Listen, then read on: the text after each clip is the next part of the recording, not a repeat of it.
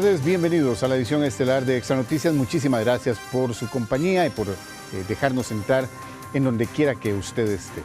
Vamos a conocer de inmediato lo más importante de las noticias de este jueves, resumida en nuestros titulares. Gobierno anuncia 5 bajas en el gabinete. Educación, Transportes, Economía y el INDER ya tienen nuevos jerarcas. Presidente pensará durante el fin de semana quién asumirá el Ministerio de la Presidencia. Diputados reaccionan ante salida de ministros y enfilan sus críticas principalmente al Ministerio de Educación. Comisión de Emergencias de San Carlos valora importante derrumbe en el Castillo de San Ramón. Material llega hasta el embalse del Arenal. Fiscalía pide 2 años de prisión para expresidenta del Banco de Costa Rica por dar falso testimonio durante comparecencia legislativa. Defensa pide la absolución. Detienen a notario que habría falsificado 180 documentos registrales. Contraloría califica con mala nota 186 instituciones públicas en el manejo de datos sensibles de la población y tecnologías de información.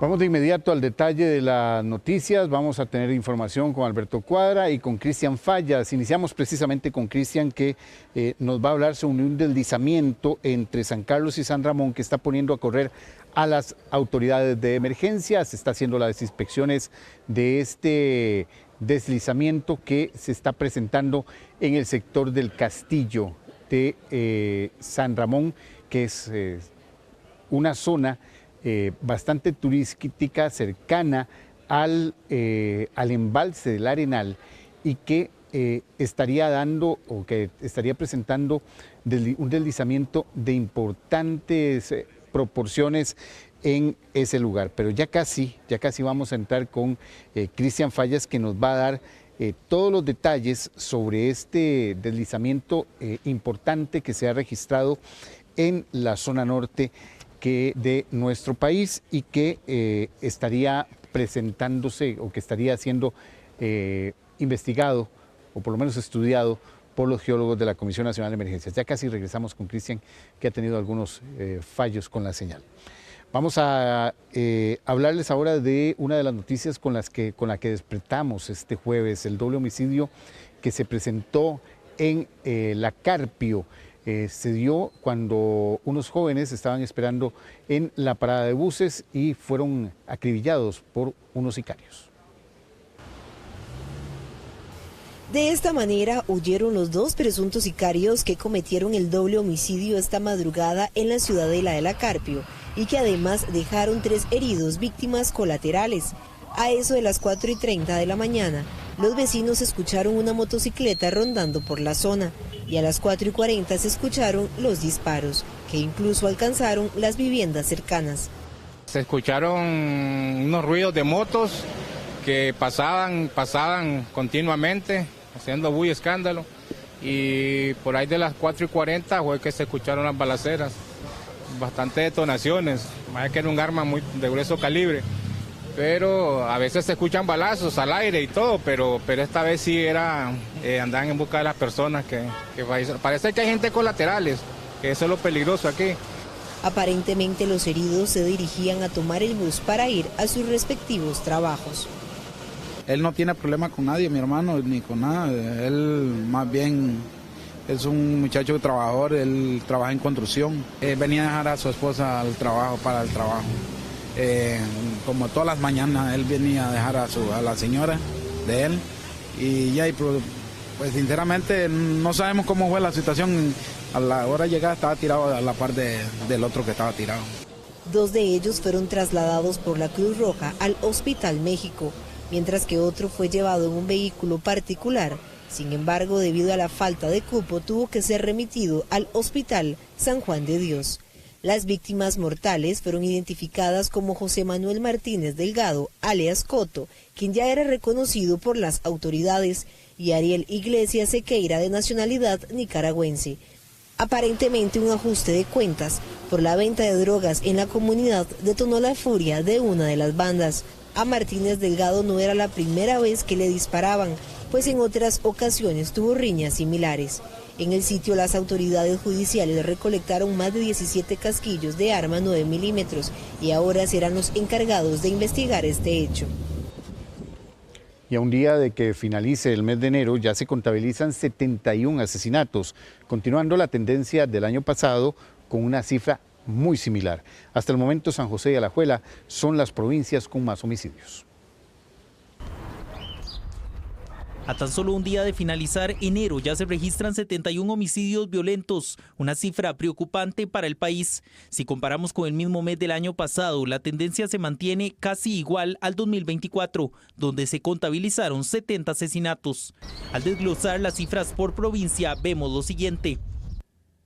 San José pasó de 17 homicidios en enero de 2024 a 23 en el mismo mes del 2025. En Alajuela se presentaron 5 homicidios el año pasado, en tanto en este mes de enero se duplicó a 12. Punta Arenas mostró 15 homicidios durante enero de 2024, los cuales disminuyeron a 11 este año. En Limón se registraron 18 homicidios en enero de 2024, los cuales disminuyeron a 11 en 2025.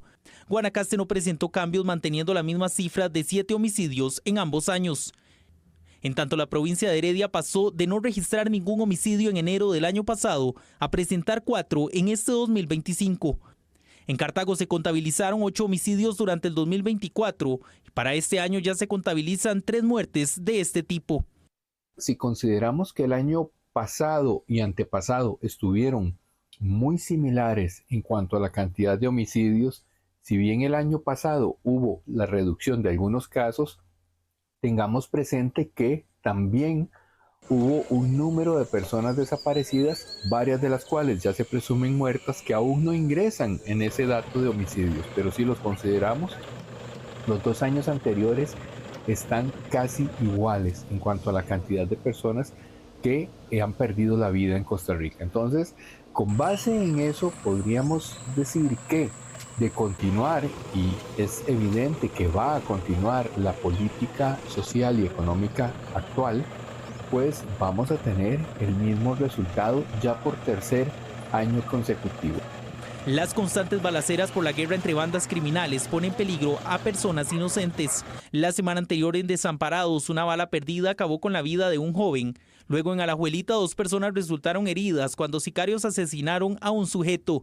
Y este jueves en La Carpio 3 resultaron heridos colaterales.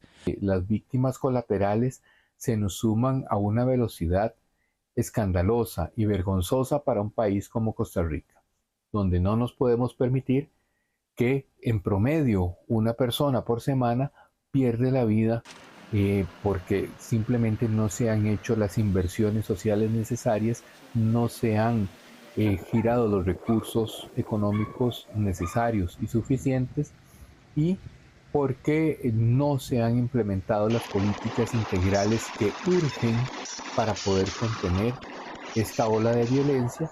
Los ajustes de cuentas por la disputa de territorios continúan siendo la principal causa de la ola de violencia en el país.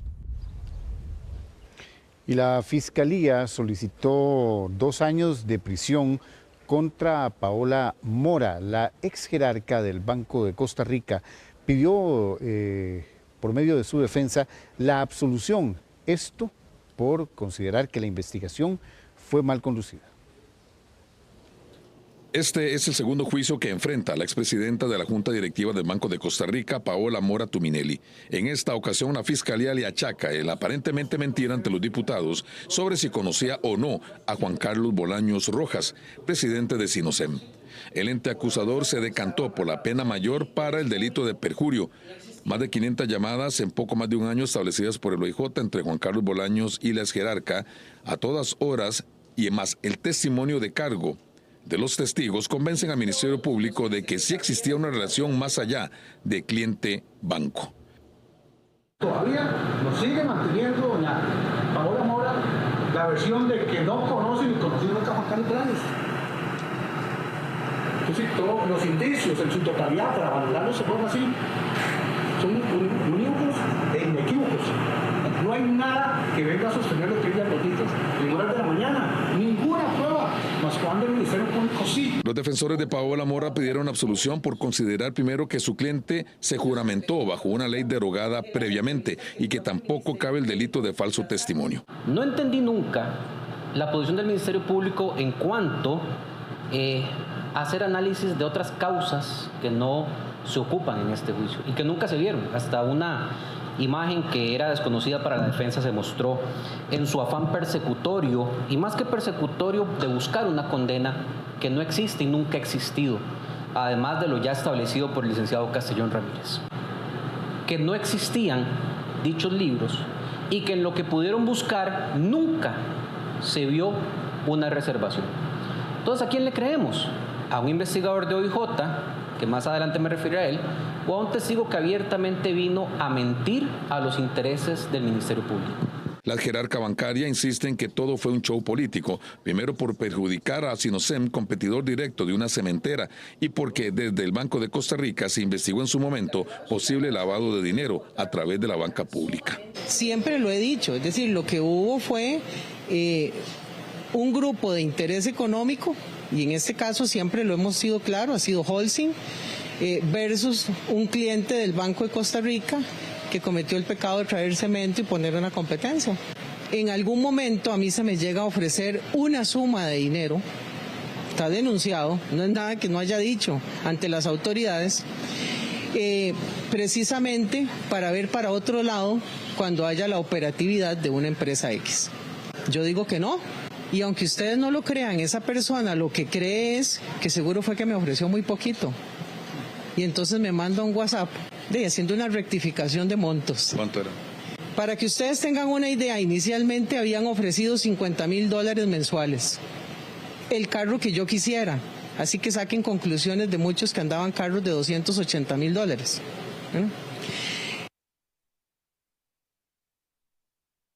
Ahora el tribunal debe establecerla.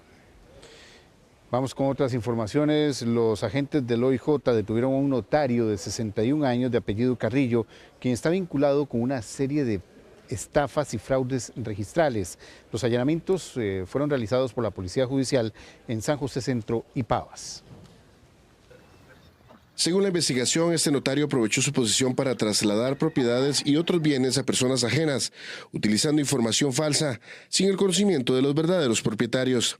Se habla de una cantidad importante de fincas, propiedades y vehículos. Lamentablemente, en nuestro país existe una gran cantidad de abogados que están descontando penas de prisión en las cárceles y que incluso son abogados y abogadas que están realizando investigaciones en su contra en las fiscalías de todo el país.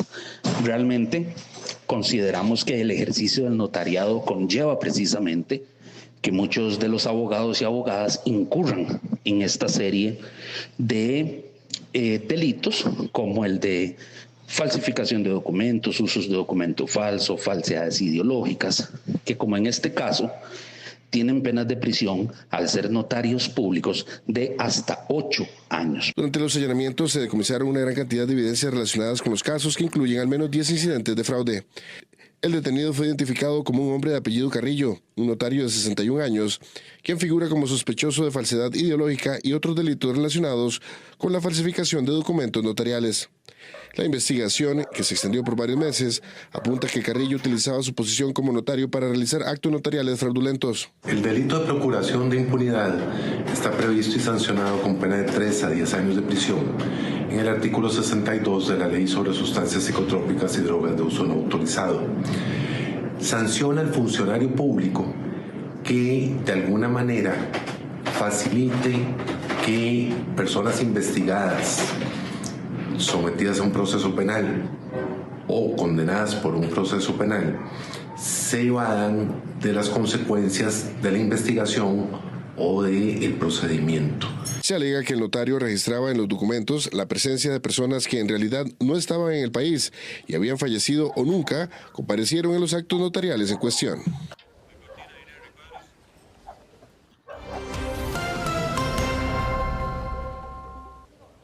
Lo decíamos al inicio de esta edición, se está investigando los efectos de un deslizamiento entre San Carlos y San Ramón que ha puesto a correr a las autoridades locales de emergencia. Cristian Fallas nos trae todos los detalles. Cristian.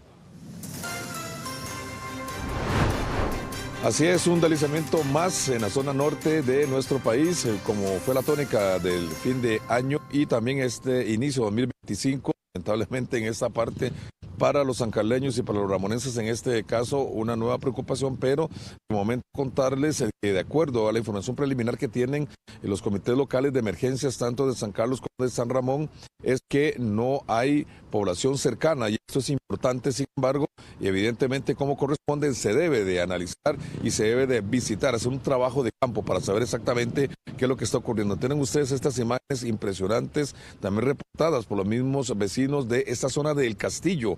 Esto se ubica, para que usted se ubique un poco mejor, ingresando por La Fortuna, antes de llegar a la represa de la Laguna del Arenal, se desvía uno hacia la izquierda, donde está el mirador del Parque Nacional, y ahí donde está esta zona de hoteles y demás, es ahí donde se está dando y se está presentando este deslizamiento que no se ha podido calcular exactamente, pero pareciera que es bastante cantidad de tierra, piedras y escombros que están bajando hacia las quebradas y los ríos de esta comunidad, y por eso es importante primero que el Comité Local de Emergencias de San Carlos se dio la tarea de ir hasta el punto para tener un poco más de información, y ya para el día de mañana la Comisión Nacional de Emergencias ha tomado la decisión de que uno de sus científicos, uno de sus expertos también haga una visita de campo. Vamos a escuchar parte del balance que hace el alcalde sancarleño después de esta visita, para que es importante que las personas escuchen de primera mano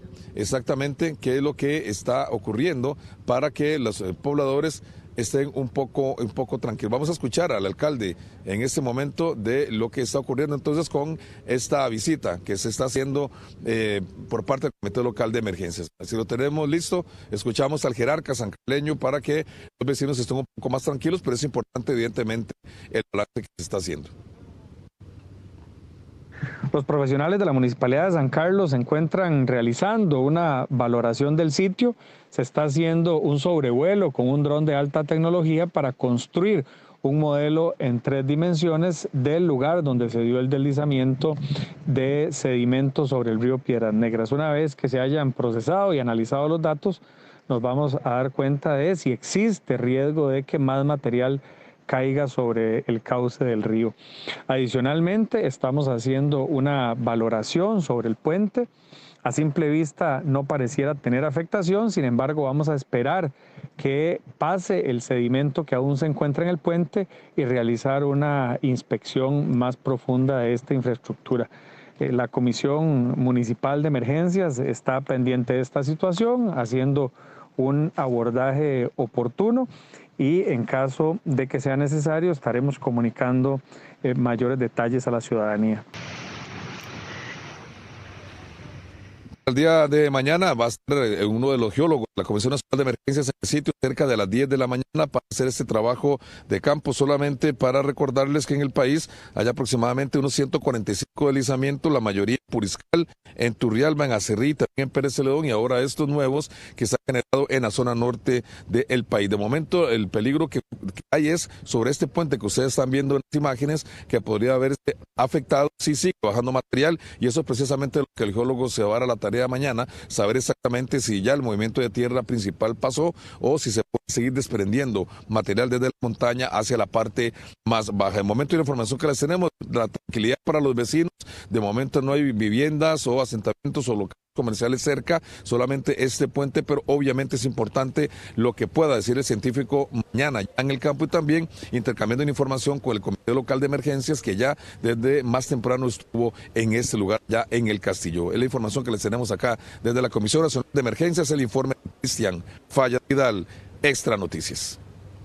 Gracias, Cristian. Por supuesto, estaremos pendientes al desarrollo de esta información, principalmente para llevar tranquilidad a muchos vecinos de la zona. Vamos con uno de los temas que también ha llamado la atención durante este jueves. Un video captó el aparente soborno de un conductor a un oficial de tránsito. Y es que algunos conductores ofrecen a los oficiales de tránsito hasta 100.000 colones para que no les confeccionen un parte. Alberto Cuadra nos amplía desde San José. Alberto. Este vehículo transitaba por el sector de San José con un polarizado que no era permitido, un polarizado que no deja observar inclusive a los oficiales quién va dentro del vehículo, y cuando ya lo detienen se dan cuenta de que tampoco portaba el permiso de circulación al día y otras también boletas que le tenían que confeccionar a este conductor. Bueno, ¿qué pasó? Luego de esto hubo una conversación entre el oficial de tránsito y también esta persona, el conductor, quien le afirmó que él pues viajaba de su casa al trabajo, que siempre manejaba de esa forma y que hacía trayectos bastante cortos. Esto no le valió de que el oficial de tránsito no le hiciera las respectivas boletas, y es ahí donde indica que negociemos. Así fue como dijo, y bueno, obviamente esa situación fue grabada por la cámara que tiene el oficial de tránsito, y es ahí donde pues se logra evidenciar este comportamiento que es muy frecuente en algunos conductores y también en algunos oficiales, a quienes incluso se les abre el expediente. Veamos la siguiente información. Tenga cuidado con lo que dice porque lo estoy grabando, y ahorita le va a dar una multa, pero se puede ir esposado a la fiscalía si es otra cosa, que creo que es lo que significa negociar. Este conductor fue detenido por no portar el permiso de circulación al día. Cuando fue abordado por el oficial no respondió de manera fluida y más bien evita el contacto con la autoridad. Luego de algunos minutos, este conductor le solicita negociar, a lo que el oficial le contesta que no lo vuelva a repetir o se podría meter en un grave problema. Si un policía en Costa Rica recibe un intento de soborno, debe rechazarlo de inmediato y advertir al civil que está cometiendo un delito. De ser posible, debe recopilar toda la evidencia posible sin poner en riesgo su seguridad, tratando de documentar el tema mediante testigos, ya que el soborno en Costa Rica es un delito castigado con prisión según el artículo 345 del Código Penal. El delito de penalidad del corruptor es sancionado en el país. Este consiste en dar o prometer a un funcionario público una dádiva o una ventaja indebida.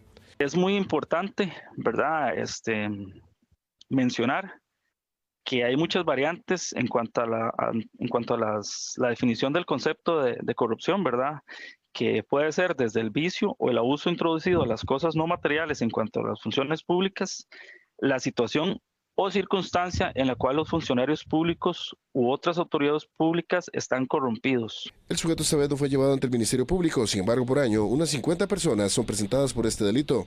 Funcionarios también son denunciados frecuentemente. En 2024, 25 oficiales se les abrió un expediente por este tipo de hechos.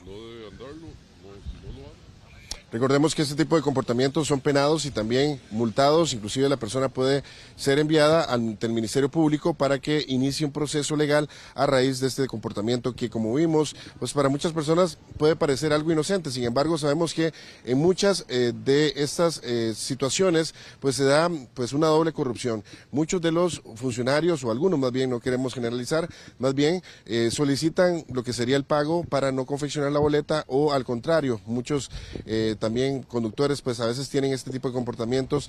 Sobre todo nos hablan algunos expertos de que se dan con algunas multas que son las mayores, las multas que inclusive pueden quitarle puntos a la licencia, inclusive más de 4 o 6 puntos a la licencia, y es ahí en esas multas de más de 100.000 colones donde muchos de los conductores pues solicitan negociar algún tipo de rebaja, o si no, dar dinero a raíz de que les quiten o que les impugnen de inmediato lo que sería la boleta. Como vimos, una lamentable situación que se da en carretera y que se evidenció en este video. Desde San José, este ha sido un informe de Alberto Cuadra para Acción Noticias. Gracias, Alberto. Vamos con otros temas porque este jueves se desmanteló un búnker en Barrio Cuba. Esto como parte de los operativos que inició la Policía Municipal de San José en varias barriadas. Este jueves se realizaron una serie de operativos enfocados en el desmantelamiento de búnkers en la capital. Según la Policía Municipal, el propósito es erradicar actividades ilegales vinculadas con la venta y el consumo de drogas que afectan la seguridad pública. La operación fue en el Pochote, en Barrio Cuba, uno de los primeros en ser desmantelados este 2025. En varios puntos de la ciudad están siendo intervenidos en conjunto por Policía Municipal, en algunos casos con Fuerza Pública, en otros casos con Policía Judicial. En todos los casos, lo cierto es que lo que se busca es la erradicación de estos puntos de tráfico de drogas, en donde además concentran a gran cantidad de consumidores para que permanezcan en ese sitio amarrados a una estructura criminal, y estos consumidores alimentando las finanzas de estas estructuras criminales en esa enfermedad narcótica. Las intervenciones se llevaron a cabo en zonas previamente identificadas, así como en otras áreas que se irán revelando conforme avance el operativo. La policía busca garantizar la efectividad de las acciones sin comprometer la seguridad de la ciudadanía ni interferir con el desarrollo de las investigaciones en curso. Destruyendo y desarticulando 2 búnker grandes que se encuentran en uno de los parques, los cuales son utilizados para venta y consumo de drogas. La Policía Municipal, conforme los días, va a seguir atendiendo las diferentes denuncias en los diferentes lugares públicos donde se procederá con la destrucción de los búnkeres. Además, se retirarán muebles, chatarra, armas blancas y otros objetos utilizados para actividades delictivas, así como para la venta y consumo de drogas. Además, se verificarán los expedientes delictivos de quienes se ubiquen en los sitios. Si usted tiene información o alguna denuncia relacionada con estas acciones, puede llamar de manera confidencial a través de la línea Denuncias 1717. La Policía de Control de Drogas del Ministerio de Seguridad Pública intervino 2 ventas de drogas que operaban en la provincia de Guanacaste, conformadas por narcofamilias.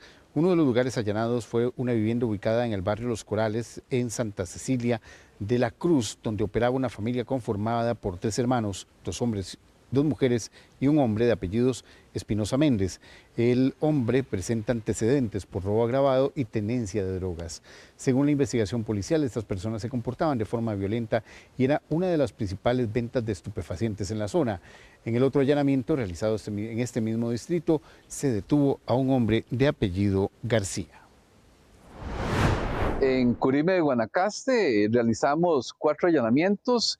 Se logró golpear una estructura de narcotráfico liderada por una mujer, en total 7 personas, 4 de ellas femeninas y 3 hombres. Se logró el decomiso de aproximadamente 1 millón de colones y diferentes tipos de drogas.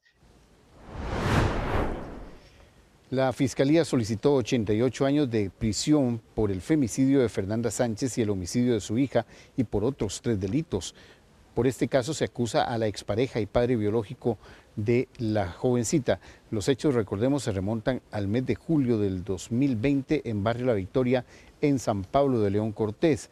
Ese día el Cuerpo de Bomberos acudió a un supuesto incendio en la casa de las víctimas y tras la sospecha de que algo no estaba bien se rastreó la propiedad y se halló los cuerpos en la parte posterior del terreno.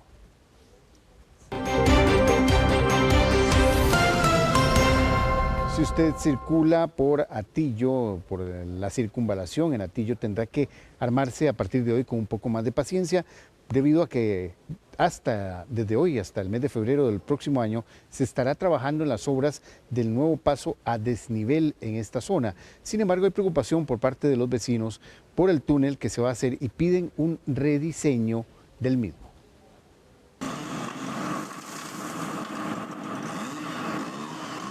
Así fue el arranque del pase a desnivel en Atillo 6, en donde circunvalación pasará por encima de un túnel que estará construido al cabo de 13 meses.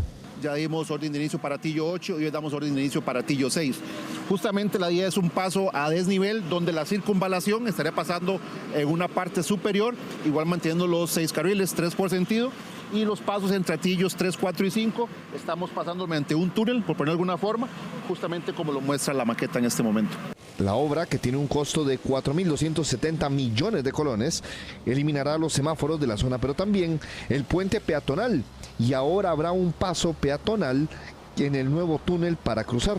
Y lo que se hace es que se conecta un paso peatonal o una acera continua, como se conoce, con las aceras existentes. Sin embargo, en los vecinos reina la preocupación, ya que lo que ahora son 2 carriles de norte a sur y viceversa, para cruzar la circunvalación, pasará a ser solamente 1 por sentido. El diseño final quedó con un túnel y va a quedar un solo carril de ingreso y un solo carril de salida. Eso nos preocupa grandemente por la cantidad de flujo vehicular que hay en esta zona, ¿verdad? Principalmente si tomamos en cuenta un accidente de tránsito, un ajusticiamiento o algo que quede bloqueado el túnel, ¿verdad?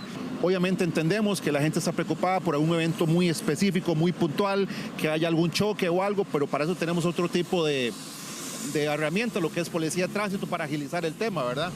Los trabajos que se realizan en este sector conllevarán a cierres parciales de uno de los carriles de circunvalación y un cierre total cuando sea necesario quitar el puente peatonal. Y el próximo domingo 2 de febrero se realizará el operativo de reversibilidad en la Ruta 27 para facilitar el regreso de las personas que vienen del Pacífico del país. El operativo se aplicará, como es de costumbre, de 2 a 6 de la tarde. La velocidad máxima será de 60 kilómetros por hora. La reversibilidad se aplica con el fin de que, dependiendo de la cantidad de tránsito, un carril pueda ser modificado en su sentido de circulación para facilitar el flujo vehicular. Las rutas alternas que se pueden utilizar en caso de transitar hacia el Pacífico serían por Atenas, por el Aguacate, y en la ruta 3 por el sector de Cambronero. A partir de hoy también se desarrollaron cierres en algunas calles del centro de Alajuela por mantenimiento. Las autoridades llaman a usar las rutas alternas. La principal calle de acceso al centro de Alajuela se encuentra cerrada debido a cambios en la capa asfáltica. Una renovación que se estará realizando también en otros puntos que comprenden en total 6 kilómetros de vías en el cantón. Esto es un proceso que estamos realizando aproximadamente por 24 días, el cual va a contemplar varias calles del casco central de la ciudad para un tema de mantenimiento y recuperación de las carpetas en el estado en el que están, ¿verdad? Porque ya se encontraban con un deterioro avanzado en la gran mayoría y se había hecho anteriormente un tratamiento en la parte oeste de la ciudad y ahora vamos a trabajar en la parte este de la ciudad. Si usted va a circular en los próximos días por Alajuela, puede utilizar varias rutas alternas. Ahorita estamos trabajando sobre lo que es calle 2 y tendríamos algunas avenidas paralelas con las que las personas podrían transitar o incluso en todo el anillo perimetral de la calle ancha conocida, que es digamos como toda la parte alterna que las personas podrían utilizar para trasladarse de la parte este al oeste y viceversa. Según las autoridades, lo más conveniente es circular por la avenida 4, avenida 6 o desviarse por la avenida 10, Jesús Ocaña Rojas, previo al cierre de la calle. ¿Qué tan enterados están los conductores sobre las rutas a tomar? Bastante bueno, pero sí, ahorita las rutas alternas no conozco. Y ahorita vengo saliendo y bueno, y vea usted cómo está esta presa. Pero sí estoy de acuerdo con los arreglos, porque es para un bien para todos. Para entrar a Alajuela solo es esta ruta y pienso que deberían hacer ya y por lo menos avisar, porque ya, digamos yo que soy de aquí a Alajuela nunca sé cuándo cierran calles, es algo repentino y ya afecta a todos los conductores, ¿verdad? Para entrar a Alajuela. Usted puede consultar los cierres paulatinos que se irán desarrollando en los próximos 24 días en Alajuela en las redes oficiales de la municipalidad. También a partir del 10 de febrero los vecinos de Alajuela tendrán cambios en los horarios de recolección de residuos. Estos se harán en horario nocturno después de las 7:30 de la noche. Según la municipalidad, esta medida se toma con base a un estudio técnico que evidenció que el tránsito vehicular diurno genera atrasos importantes en la recolección de basura, por lo que ahora lo estarán trasladando a este nuevo horario. La recolección se realizaba los lunes y jueves en los sectores de Montserrat, Villa Bonita y El Coyol, mientras que en los sectores de San Rafael y La Guásima serán los miércoles y sábado. Sacar los residuos fuera de los horarios establecidos también le puede generar multas superiores al 1.000.000 de colones, según el gobierno local. Un rezago en infraestructura para abastecer agua potable es una de las principales causas de que en nuestro país se construya menos. El sector de Barrio Escalante es uno de los casos que más ha llamado la atención. En el 2024 el país destinó hasta un 2.6% del Producto Interno Bruto en proyectos de obra pública. El Estado invierte cada vez menos en construcción y obra pública. Desde el año 1991 al 2021, por ejemplo, el país destinaba cerca de un 5.9% del Producto Interno Bruto a este sector. En 2024 esa cifra bajó a un 3.7%. El rezago de infraestructura hídrica es uno de los principales causantes que afectan a sectores de alta inversión, como por ejemplo Barrio Escalante en San José. No se puede construir, ¿verdad? ¿Y por qué no se puede construir? Bueno, porque no están dando disponibilidades hoy de agua, ¿verdad? Sin ese elemento yo no puedo continuar con un proyecto de construcción. Antier más bien nos informaron que no es hasta el 2027 cuando vamos a tener disponibilidades en la zona de Escalante, o sea que hasta el 2027 podríamos pensar. La construcción y las actividades inmobiliarias generan cerca de 478.000 empleos en el país. ¿Qué hacer ante este rezago que experimenta el sector? Según la Cámara de Construcción, el desarrollo de planes reguladores, inversión en distribución del agua e incluso aprobación de 2 nuevos proyectos de ley que ya están en la Asamblea Legislativa pueden impulsar al sector. Los planes reguladores fueron diseñados y puestos a andar en los años 80 y en los años 90, y el proceso de renovación de esos planes reguladores es extremadamente engorroso.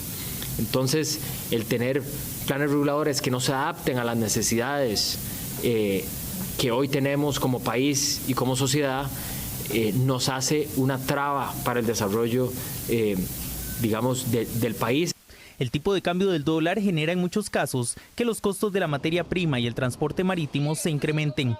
La situación de inseguridad también incide en que muchas empresas opten por no invertir en proyectos turísticos en el país, por ejemplo. Estos son los principales retos que el país afronta para volver a un desarrollo de obra pública más dinámico que en última instancia beneficia incluso a sectores más vulnerables, como por ejemplo aquellos que esperan un bono de vivienda.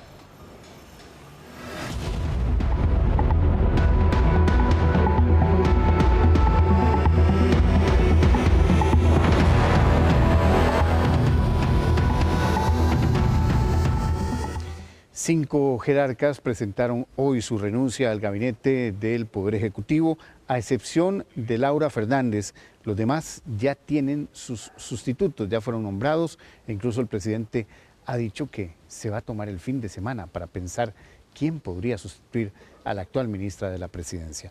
Vamos a ampliar toda la información con nuestro compañero Rolando Rivera. Rolando. Paul, excelente, como usted lo dice, tenemos que hablar precisamente hoy de estas 5 personas, estos 5 jerarcas que tomaron la decisión de renunciar al gabinete del Poder Ejecutivo, tomando en cuenta que era la fecha límite ya prácticamente para quienes tienen aspiraciones de presidencia y vicepresidencia de la República. Y vamos a repasarlo precisamente apoyándonos con la tecnología para conocer los nombres de estas personas, en donde aparece nada más y nada menos que la ministra de Educación hasta el día de hoy, Ana Catarina Müller, quien la estamos observando acá precisamente con su cargo que ya tiene uno de los sustitutos. Pero también tenemos que hablar de otro de los ministros que también deja su cargo dentro del gabinete de la presidencia, como lo es el ministro de Economía, Industria y Comercio. Aquí está también don Francisco Gamboa, que precisamente también deja su cargo el día de hoy y que, además también es otro de los ministerios que ya tiene un nuevo jerarca a cargo. Tenemos que hablar también de otro de los ministros que deja su cargo y es Mauricio Batalla, que corresponde nada más y nada menos que a la cartera del Ministerio de Obras Públicas y Transportes. Aquí lo vemos también al ministro Mauricio Batalla, quien argumentaba algunos de los logros que obtuvo siendo el jerarca de este Ministerio de Obras Públicas y Transportes. Tenemos que hablar también de doña Laura Fernández, quien es la ministra de la Presidencia hasta el día de hoy también, como decimos, y que ella es la única excepción a la regla, ya que todavía no tiene quién será el sustituto en este Ministerio de la Presidencia para que entablezca una comunicación fluida con lo que son los diputados de la República, parte también de las quejas que existía de parte del Poder Legislativo. Y por último, pero no menos importante, también tenemos que hablar del presidente ejecutivo, aquí lo vemos a don Osvaldo Artavia, el presidente ejecutivo del Instituto de Desarrollo Rural, del INDER, que también deja su puesto, pero que ya en su posición está electo otra persona que lo va a sustituir. Para conocer precisamente a todas estas personas que van a ser los sustitutos de los ministros y también de este presidente ejecutivo del INDER, vamos a ver la siguiente información. Mauricio Batalla, Laura Fernández, Ana Catarina Müller, Francisco Gamboa, y Osvaldo Artavia son los 5 miembros del gabinete que renunciaron a sus puestos este jueves. Las funciones del hasta hoy ministro del MOP, Mauricio Batalla, las asumirá Efraín Celedón. El jerarca destacó la labor realizada en infraestructura haciendo alusión al puente Tempisque. Me voy con la imagen del caballista que recorrió el puente Tempisque, dejando atrás el abandono que por décadas sufrió la provincia de Guanacaste.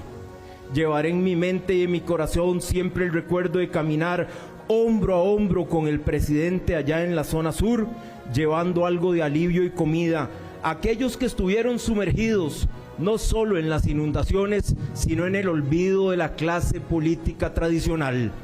Ana Catarina Müller, jerarca de educación, delegará sus funciones a Leonardo Sánchez. Ella argumentó cambios en los programas de educación y bachillerato de empleabilidad como sus máximos logros. ¿Sabe qué, señor presidente? Cuando yo voy a un supermercado y la cajera de ese supermercado me dice, ministra, mi hija de 6 años aprendió a leer, no como mi sobrino, que ya tiene 10, y porque antes de que usted llegara no se evaluaba en primer año, no aprendió.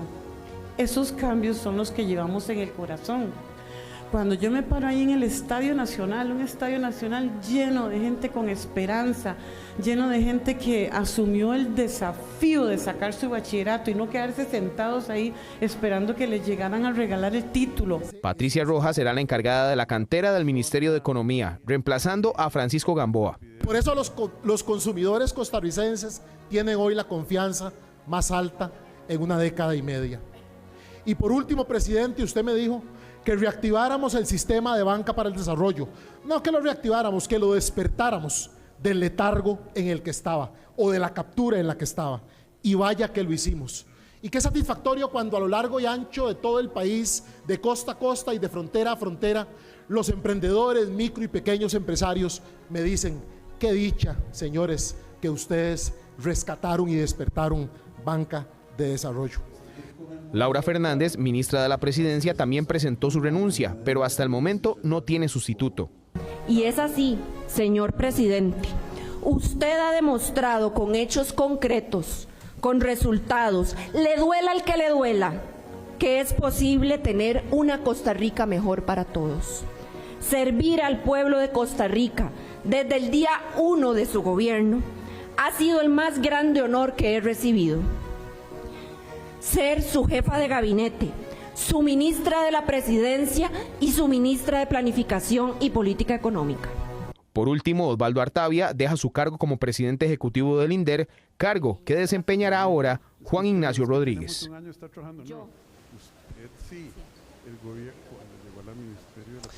Bien, pero era de esperar también que todo este tipo de modificaciones dentro del gabinete del presidente Rodrigo Chávez generara respuesta y generara, por supuesto, también disgusto de algunos de los diputados de la República. Y vamos a ver precisamente cuáles son esas reacciones que generó el movimiento de ministros hoy en Casa Presidencial.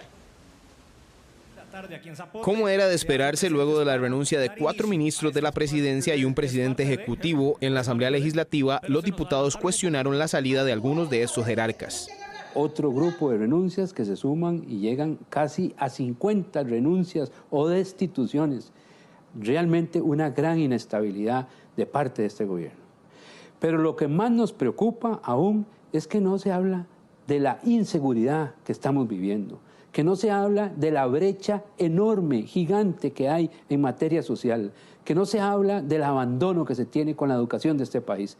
Deberían de estar preocupados por los grandes problemas de este país y no de estar anunciando renuncias para posibles candidaturas. Debo decir que veo con buenos ojos algunas renuncias. Ejemplo, la ministra de Educación o la exministra de Educación Müller, que no hizo absolutamente nada por la educación pública de sus hijos, tantos niños, jóvenes, ¿qué recibieron de esta señora? Absolutamente nada. En resumen, la campaña política sigue siendo parte del juego de este gobierno y no se meten en los temas importantes. Agua, estamos terribles con la gestión del agua. Temas de seguridad, temas de educación, no. Creo que estas renuncias se dan en un mal momento porque varios de ellos realmente tienen una deuda con el país, no han logrado ni siquiera establecer los elementos básicos de una política pública para cada ministerio, no han hecho lo que corresponde y pues ya se van. Pero bueno, cada quien asume su responsabilidad. autoridades. Y en el tema del ministro de la presidencia o ministra, es importante señalar que si el presidente se va a tomar su tiempo, pues en buena hora, porque no ha logrado mandar un ministro o una ministra que realmente venga a establecer el diálogo con la Asamblea Legislativa.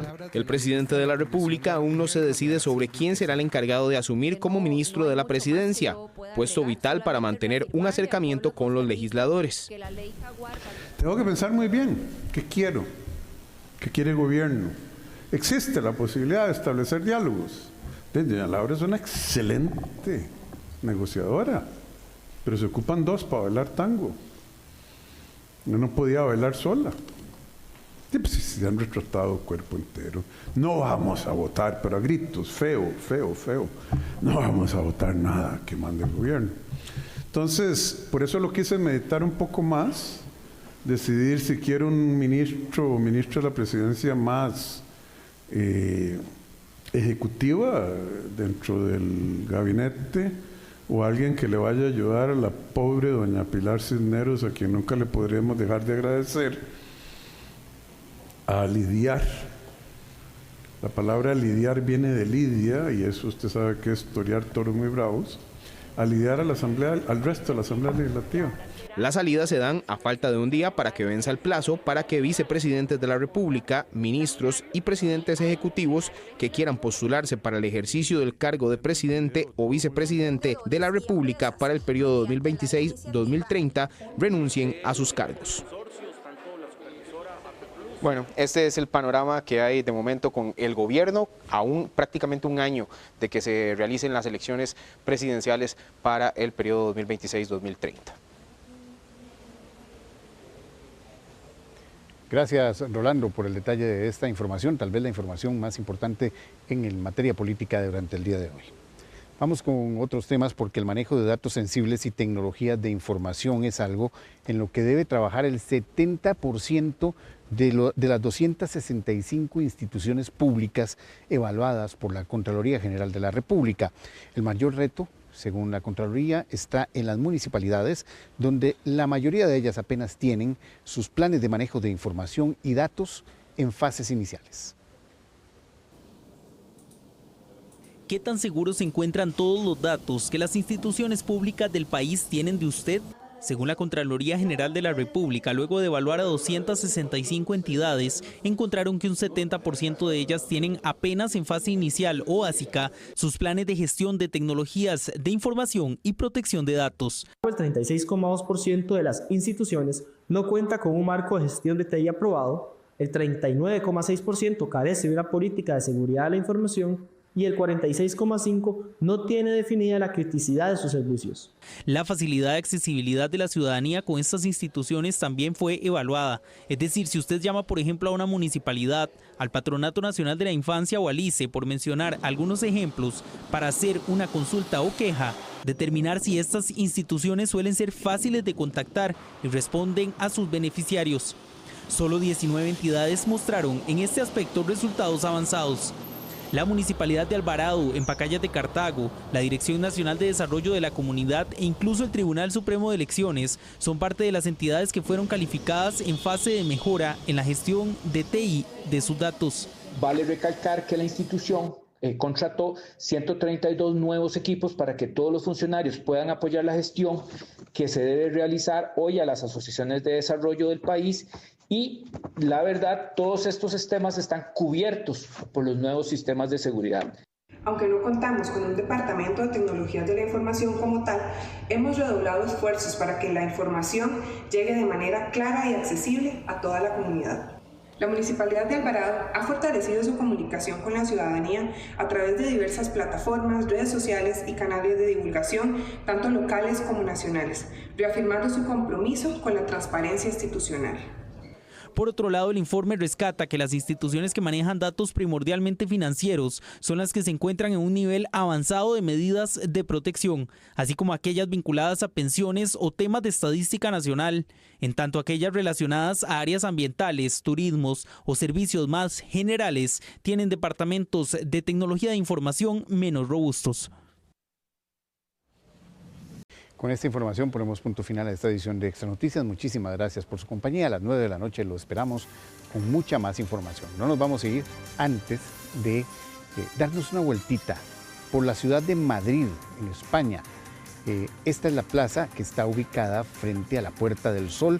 Al fondo, poco apagado, se ve el famoso rótulo de Tío Pepe, un rótulo que fue instalado en otro punto cercano a esta plaza, frente a la Puerta del Sol, en 1936, uno de los primeros rótulos luminosos que tuvo la capital española y que todavía continúa funcionando y que es punto de referencia incluso turística para esta conocida plaza cerca de la Puerta del Sol, que es también la sede del ayuntamiento en España. Son la 1 de la mañana con 59 minutos en Madrid, las 6 de la tarde con 59 minutos acá en nuestro país. A las 9 más noticias. Muy buenas noches.